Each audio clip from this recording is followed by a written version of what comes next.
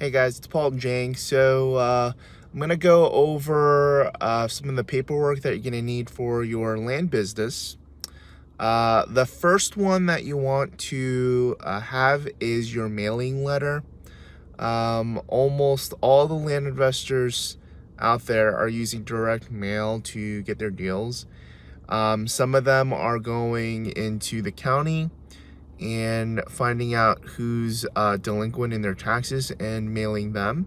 And then some people, myself included, just kind of mail to everyone within a certain county or area. I would suggest you go with that method. But your mailing letter needs a couple things. One is going to be your return address, the purchase amount, who it's to, and then basically a couple lines, the purchase price, and then a couple lines about, the terms. Usually it's going to be within a certain amount of days, 15 days of receiving the letter, that they respond, that you will pay for closings, minus, back taxes or anything like that, and then a place for them to sign. That's really all you need. And, when I go to the title companies, I basically just send them that. I don't even have to send them, a full, 6-page purchase contract agreement. The title company just really needs to know how much, what property is it, who's selling it, who's buying it, and for how much. And if you go around and basically say, I'll cover everything or everything besides the back taxes, they'll negotiate, not negotiate, but they'll, get out all the kinks. If they need a supplementary form or something, they'll have those. You send it over and then it's pretty much done. If you're just going to do a self-closing, like the paperwork doesn't have to be crazy. So that's it for your mailing form. I set it up that, I send it over to a mailing company. The one that I use is Offers to Owners. But there's other ones like Rocket Mail, Click Mail.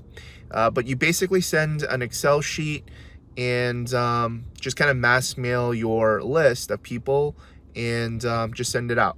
Your second important piece of, contract form that you need is a land contract.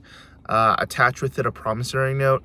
You could get templates online or have an attorney draft it up to you, or take a course. And most courses will have some kind of form that they use. Then you just copy it and use it. Basically, the land contract just states that if you sell it for terms, for owner financing, that they're going to give you a certain amount down, and then every month you're going to receive payments for it. A promissory note on the back end just basically promises that they will pay that. So the first part, the land contract, goes through the terms. The promissory note basically just states that that they will pay and sign off on that. The third part to it that I use is basically information for their bank, their account information, their routing number, all of that, their bank info, so that we can do ACH payment draws. But I basically attach it with all the other paperwork. So if they're serious, they made their down payment, then I'm collecting that information, and then I could input that into a system. The system that I use is GeekPay, but for a while I did use MoonClerk. There's a host of options. I know some people use QuickBooks. People use QuickBooks and draw monthly payments there. Just a note for Stripe, MoonClerk, and PayPal. All those credit card withdrawals, they disapprove of getting real estate payments through that. So that's why I say do the ACH payments. You can do a withdrawal just through the bank, or use something like GeekPay, or use a mortgage note company to basically do those payments for you.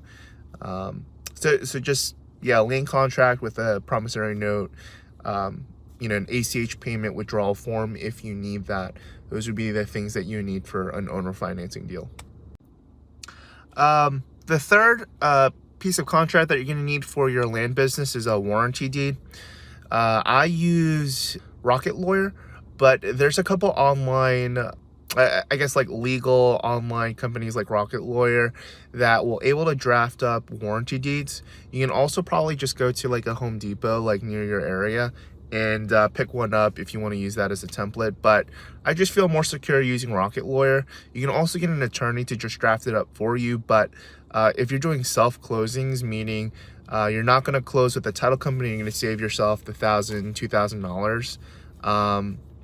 If it's a smaller deal, you know, for $30 with Rocket Lawyer, or, you know, just picking up at the Home Depot, you can get your contract all signed, have the warranty deed, have them sign it and get it notarized.